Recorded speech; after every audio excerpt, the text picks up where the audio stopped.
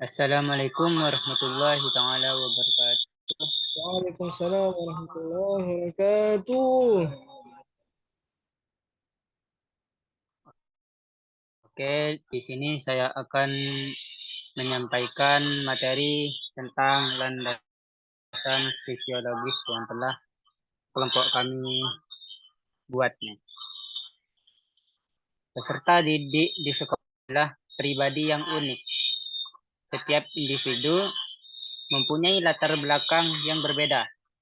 Ada yang dari keluarga petani, keluarga pedagang, sampai keluarga pemimpin perusahaan dan lain sebagainya. Mereka mempunyai motivasi yang berbeda-beda untuk sekolah. Tapi di balik perbedaan yang kompleks tersebut, ada yang harus diperhatikan, yaitu kebiasaan, tradisi, adat istiadat, ide-ide, kepercayaan, nilai-nilai yang tumbuh di lingkungan peserta didik. Sehingga penting pada nantinya peserta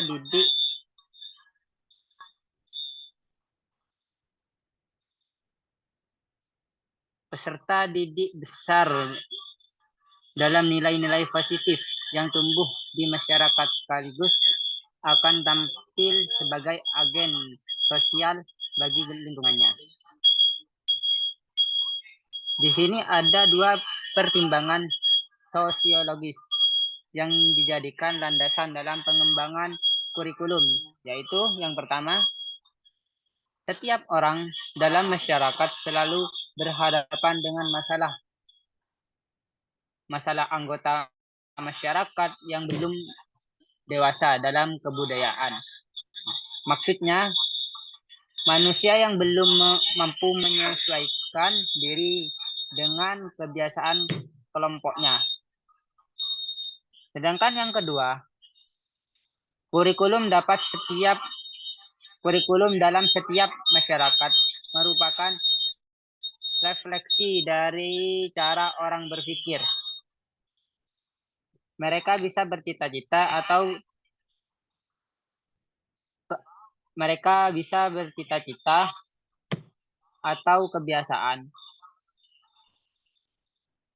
Karena itu untuk membina struktur dan fungsi kurikulum, perlu memahami kebudayaan. Oleh karena itu, IDI mengutarakan bahwa pengembangan kurikulum harus yang pertama, mempelajari dan memahami kebutuhan masyarakat. Yang kedua, menganalisis budaya masyarakat tempat sekolah berada. Yang ketiga, menganalisis kekuatan serta potensi daerah. Yang keempat, menganalisis syarat dan tuntunan tenaga kerja. Yang kelima,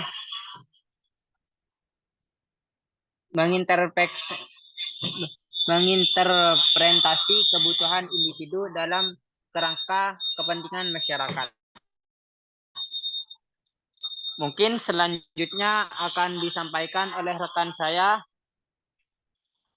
yaitu Aula Abror. Waktu dan tempat kami persilahkan. Oke, selanjutnya yaitu pentingnya landasan sosiologis dalam pengembangan kurikulum. Landasan sosiologi menjadi penting dalam pengembangan kurikulum karena menurut Sukirman dalam Halim 2019 dalam pengembangan kurikulum perlu pertimbangan.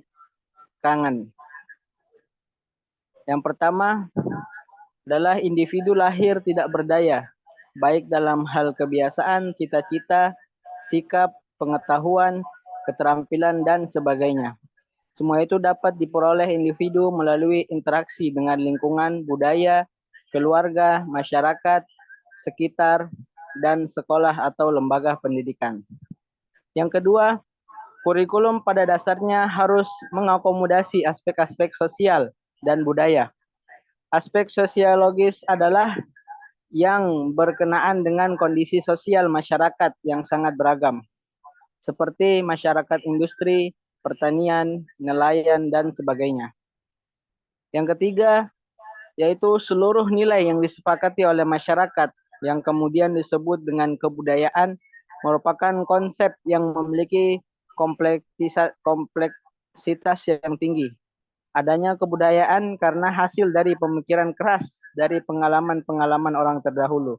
Dan kebudayaan adalah hasil dari cipta, rasa, dan kerja keras manusia.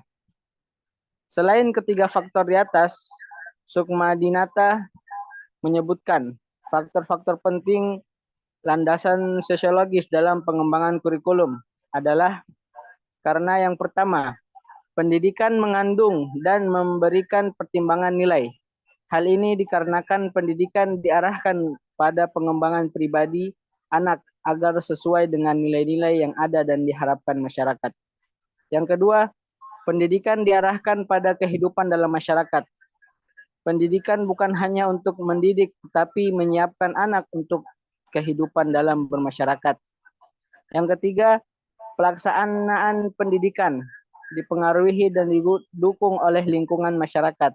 Tempat pendidikan itu berlangsung, seperti dukungan penyediaan fasilitas, personalia, sistem sosial budaya, politik, keamanan, dan lain-lain.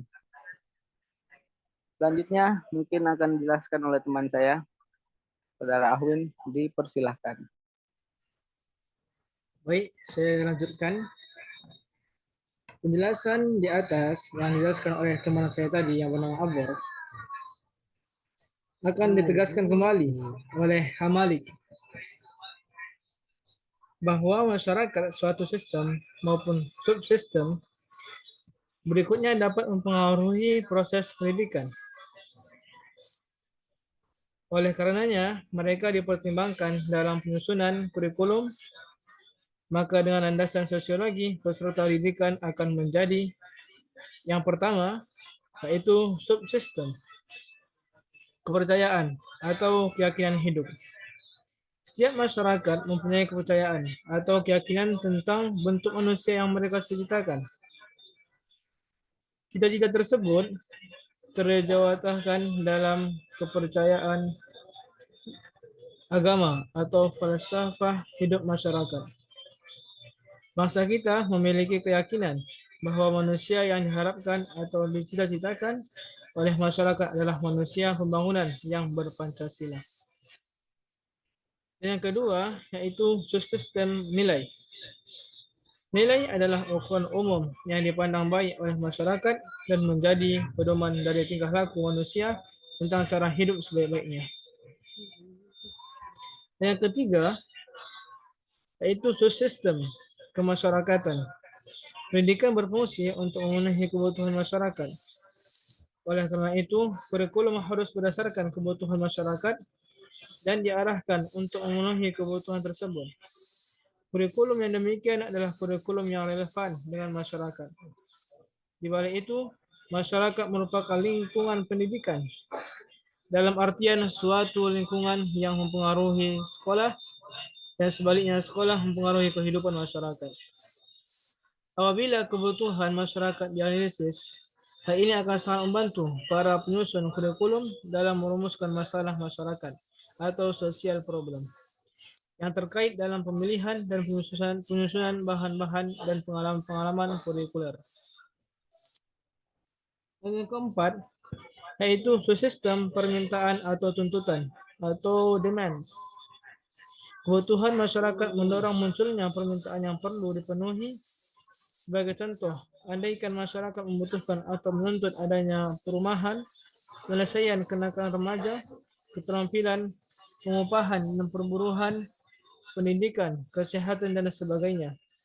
Berdasarkan permintaan-permintaan tersebut, maka perencana kurikulum dapat memilih bahan-bahan dan pengalaman-pengalaman kurikulum yang relevan. Jadi jelas bahwa dalam pengembangan kurikulum sejatinya harus dibangun dan dikembangkan dengan tetap merujuk pada asal kemasyarakatan sekaligus dengan kebutuhan masyarakat. Landasan sosiologis dalam pengembangan kurikulum ini menjadi dasar agar pendidikan mampu menjawab tantangan masyarakat dan membekali peserta didik untuk setia pada norma atau etika di masyarakat. Dan untuk selanjutnya akan dijelaskan oleh Akhina Mukram. Kepada Akhina Mukram kami persilahkan dengan segala hormat.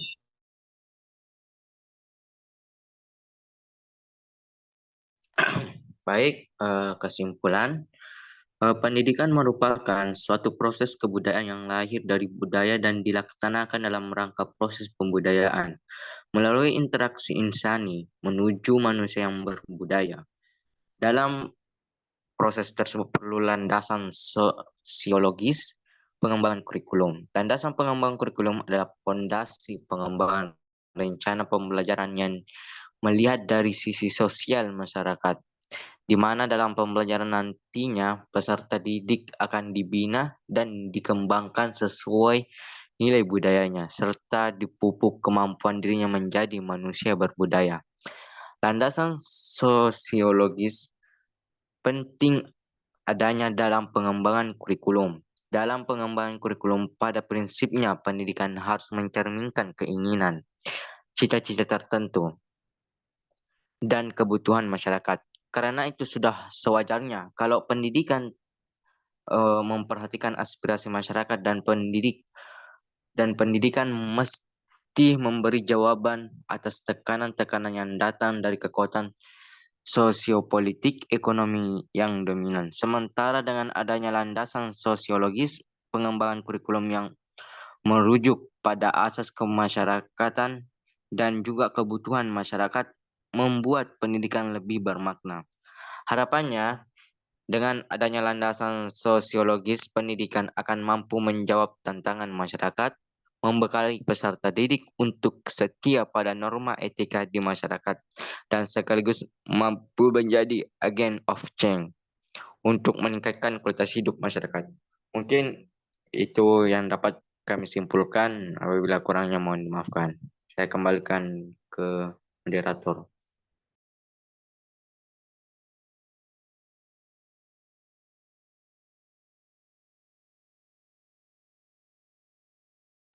Oke, dengan berakhirnya penjelasan dari Muhammad Mukram, maka berakhirlah agenda presentasi kelompok